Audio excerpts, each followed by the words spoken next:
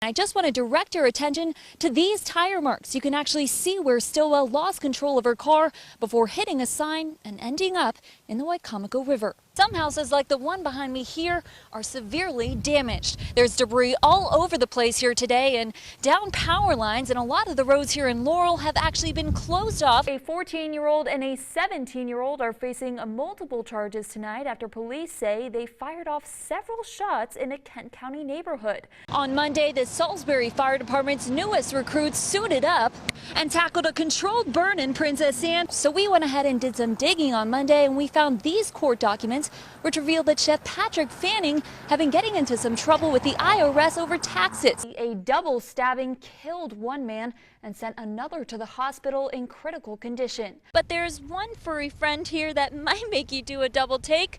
Meet Pip, the beach cat. Just hours ago, while we were writing this story, there was actually another water rescue just a few blocks up on 32nd Street in Ocean City. Cold, it's definitely feeling like fall, but it is good. It's good weather for like if you want to go to a corn maze or an orchard. Exactly. But the waves are absolutely insane. They are breaking onto the shore right now. Everyone I spoke to about this shooting today echoed the same message.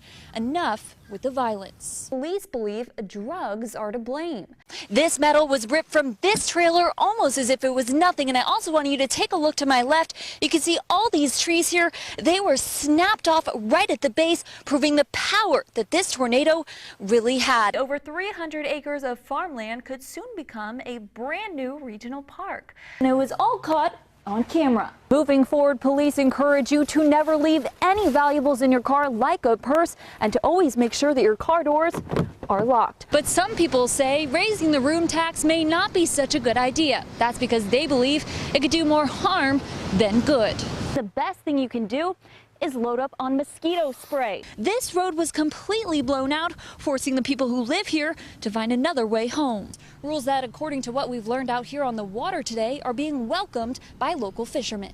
And parks like the one I'm in are often filled with trash like styrofoam cups, and unfortunately all this trash can harm our environment, and that's why some Maryland lawmakers are trying to pass legislation that would ban styrofoam altogether. If you just pull up a live flight tracker like the one I have here, all these little yellow dots that you see on the screen here, those are planes that are up in the sky as we speak. If you take a look behind me here, you can see windows shattered, and there's actually a car melted in the garage. Whether you're coming to the new walkway at the Port of Cambridge to soak up the sun, check out the beautiful views, or even just hang out with some friends, there's no denying that this walkway is an exciting new attraction for the city of Cambridge. To demonstrate just how deadly fentanyl really is, we're going to take this baby aspirin pill as an example. If you were to take this tiny little pill and cut it up into 300 pieces, just one of those pieces would be enough to take a loved one's life.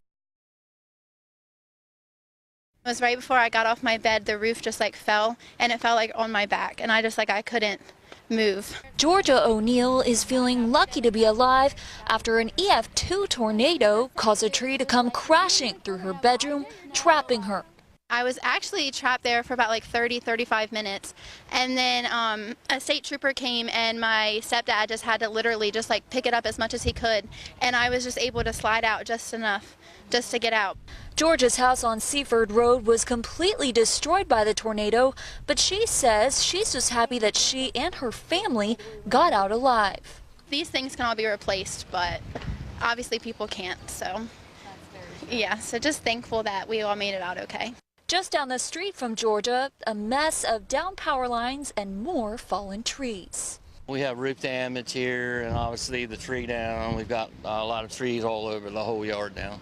The people living on this road have been left with no power and therefore no water. We have no water and electricity, yeah, because we're on well water. And this was common throughout the town of Laurel and beyond. All that damage caused in the matter of minutes.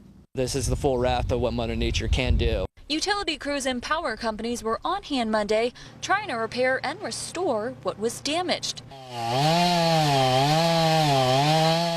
According to county officials, there were no fatalities and only one minor injury, something residents are grateful for. We're just grateful that there was no more damage and nobody killed in all this mess, so we're grateful. Behind these barbed wires and chain link fence lies a puppy playground. Meet Jack, Westy, Brewster, Brett, and Kojak, current members of ECI's dog program.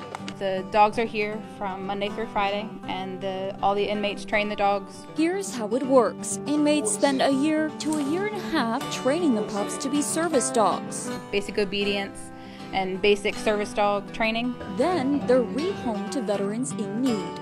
They're able to support people that deserve the support, that they bring back the independence that they need. By working hand in hand, or rather paw in hand, these inmates learn compassion, communication, and honesty. They become men when sometimes they're in here and they're little boys that made stupid mistakes, but they become grown men that have a heart.